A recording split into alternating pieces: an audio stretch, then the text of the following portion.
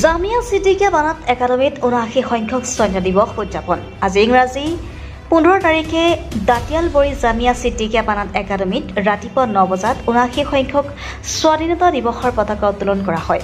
উত্তোলন কৰে জামিয়া ছিদ্দিকিয়া বানাত একাডেমীৰ অধ্যক্ষ কাৰী ৰহুল আমিন সাহাবে।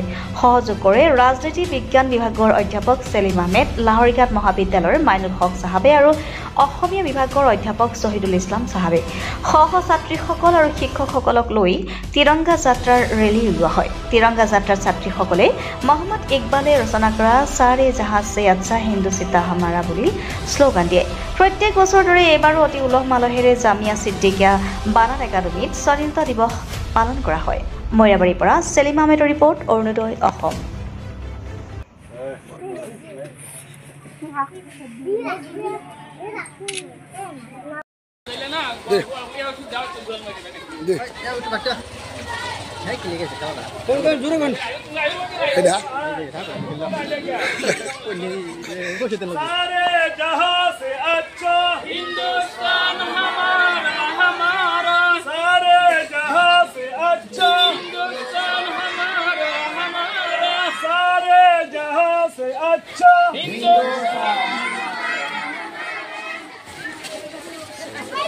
তোমালোকে সবাই কবা হিন্দুস্তান হামারা, হিন্দুস্তান হামারা।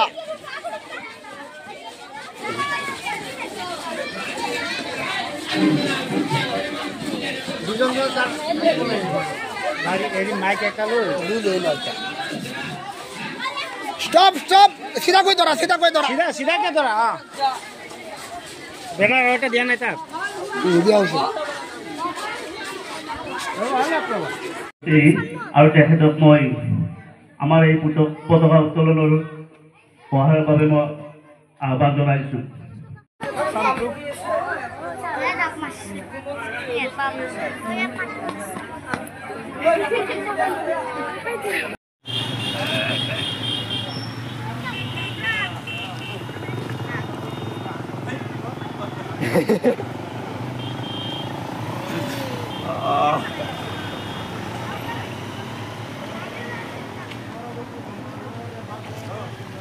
আজিৰ এই ৭৯তম পবিত্ৰ স্বাধীনতা দিৱসত বৰ্ণি জাতীয় বিদ্যালয়ৰ উদযাপন কৰাৰ কাৰণে যি ব্যৱস্থা গ্ৰহণ কৰিছে, তাত আমি ৰাইজৰ ফালৰ পৰা বিভিন্ন ব্যক্তিয়ে সহযোগ কৰিছোঁ।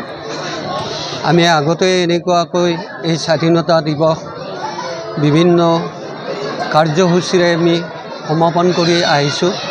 আজিও আমি তেনেকুৱা কাৰ্যসূচী হাতত লৈ স্বাধীনতা দিৱস পালন কৰাৰ কাৰণে ইয়াত উপস্থিত হৈছোঁ। আমি আমাৰ ভাৰতবৰ্ষৰ স্বাধীন ভাৰতৰ জাতীয় পতাকা আমি উত্তোলন কৰিছোঁ।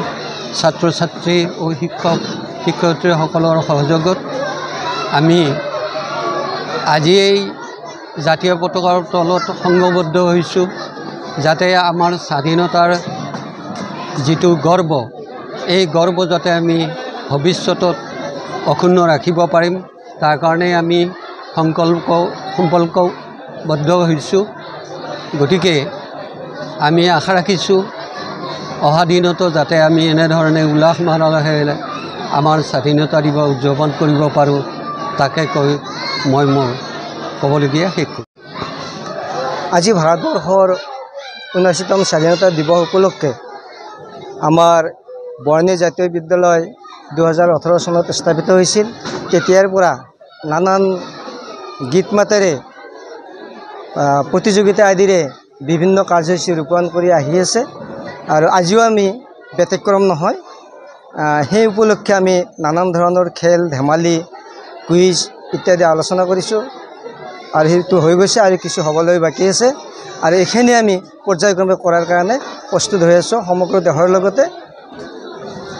দেশৰ লগতে আমিও স্বাধীনতা উপলক্ষে নিজে গৌৰৱান্বিত।